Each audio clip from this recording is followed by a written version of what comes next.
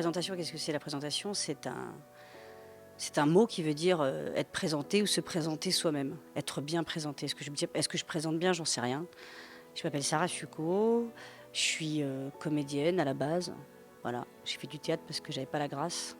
Et du coup, j'ai fait du théâtre. Et un jour, on m'a dit « Ah, tu veux pas faire un peu de cinéma ?» Je dis « Ah ben carrément !» J'ai fait de la figuration, puis j'avais une histoire à raconter. J'ai écrit un film qui s'appelle Les Éblouis. C'est hyper stressant parce qu'on a peur, parce que moi, c'est ma première fois, parce que je raconte une histoire quand même qui m'appartient à la base, parce que j'ai essayé de faire un film sincère, honnête, et que voilà, je sais pas si c'est le cas. Donc ce qui va bien, c'est qu'il y a plein de gens comme vous qui s'intéressent au projet.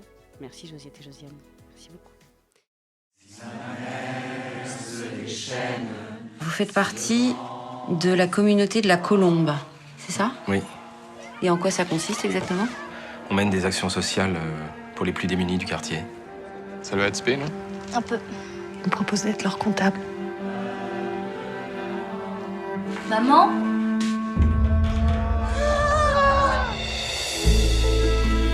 Je m'inquiète pour maman. Bah, tu pries pour elle. Le Saint-Esprit l'aide à guérir. T'y crois, toi? Ça se passe bien dans ton couvent? Tu connais rien à ma vie, alors ferme-la. Mais tu vas te calmer, Mère Teresa. Va rejoindre tes moines. Pauvre fille! Je vous cache pas que l'attitude violente qu'a eue votre fille, ça me préoccupe. On va prier sur elle. Jésus fait que les parents ne rentrent plus jamais. Et Mathieu à ne plus puer du cul. Tu vois pas dans quel état ils te mettent? Tu arrêtes maintenant! Lâche-moi, toi!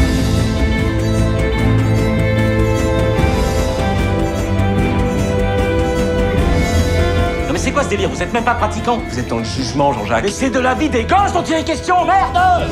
C'est pas normal, Camille. T'inquiète. Putain, mais arrête de faire comme si tout était normal. C'est semblant. Je veux plus faire semblant. Pour sortir, faut qu'on se ressemble.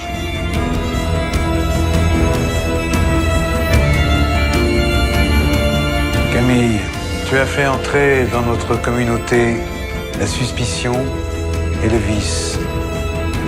Nous écoutons ta demande de pardon. Non.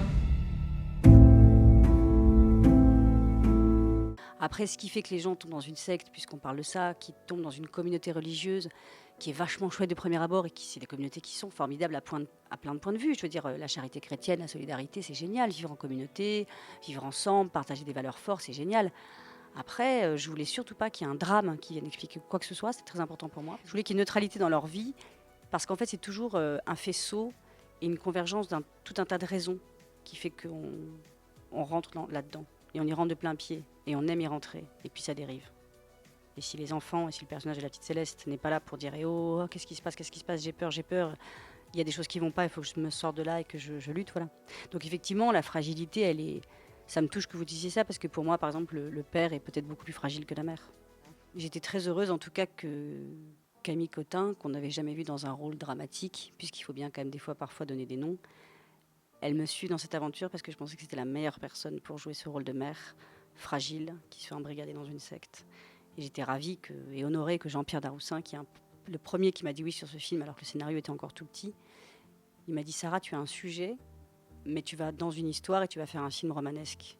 Et c'est pour ça que je te dis oui. » Et comme c'était exactement ce que je voulais faire, sans savoir si j'allais y arriver, voilà, donc j'étais très touchée. J'ai des producteurs formidables. Mon voisin de production, Dominique Bassinard, il m'a dit oui à ce film en 3 minutes. Je lui ai dit je veux raconter cette histoire parce que je l'ai vécue pendant 10 ans. Et quand j'avais 14 ans avec ma sœur, on voulait en faire un film. Il m'a dit on va le faire, ma chérie. Et il l'a fait, non mais c'est vrai, au bout de 5 minutes. Je lui ai dit je veux l'écrire du point de vue de la gamine. Il m'a dit comme tu veux. J'ai dit je veux tel co-scénariste, si tu veux, je te fais confiance. Bon ben ça c'est inouï. Après, ce qui est intéressant, c'est que quand on dit les spectateurs et qu'on dit il y a une salle remplie de 400 personnes, c'est 400 âmes. Il n'y en a pas un qui peut ressentir la même chose que l'autre. Oh, vous avez des bonnes questions, Josiette et Josiane. Gigi, là, vous sortez d'où? Vous avez des bonnes questions, parce que j'en enchaîne les interviews, mais des bonnes questions comme ça, j'en ai pas souvent. C'est une grande question, la liberté. C'est un chemin de vie, non?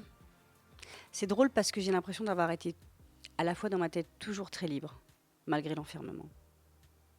Et quand on me dit que mon film n'est pas manichéen, quand le public me dit c'est super parce que c'est sur le fil, c'est pas manichéen, c'est jamais noir ou blanc, je crois que la vie, elle m'a toujours apparu comme ça. Et je crois que je suis née dans un combat, j'ai grandi dans une communauté, on m'a enfermée. Et je crois que dans mon cœur et dans ma tête, j'ai toujours lutté pour être libre. Après, est-ce qu'on est vraiment libre? Je suis jeune, j'ai 39 ans. J'aimerais bien, à 85 ans, me dire je suis libre. Et je tends vers ça. Mais c'est un chemin, quoi. Dernière petite chose À fond, mais j'ai le temps, je suis là pour ça, je suis payée pour être là. Enfin non, mais je suis... Josette et Josiane, Gigi et Gigi, ma passion ce serait de passer à n'oubliez pas les paroles. Nagui ne veut pas, j'ai raté 2 fois le casting, alors merci de me donner la parole. J'ai chanté 2 fois, je compte sur vous les filles. Nagui, si tu m'écoutes, il écoutera Nagui. Nagui, j'espère que tu suis Josiette et Josiane. Josiette et Josiane, on ne sait pas comment elles s'appellent, c'est les Gigi. Elles ont un site formidable, elles ont un blog, elles ont Internet, elles ont une télé. Bientôt, elles vont devenir plus connues que toi. Et vraiment, laisse-moi la nuit pas les paroles. Donc, merci les filles, parce que grâce à vous, j'ai passé un moment génial dans une promo qui n'est pas toujours facile. Bravo les filles, merci beaucoup.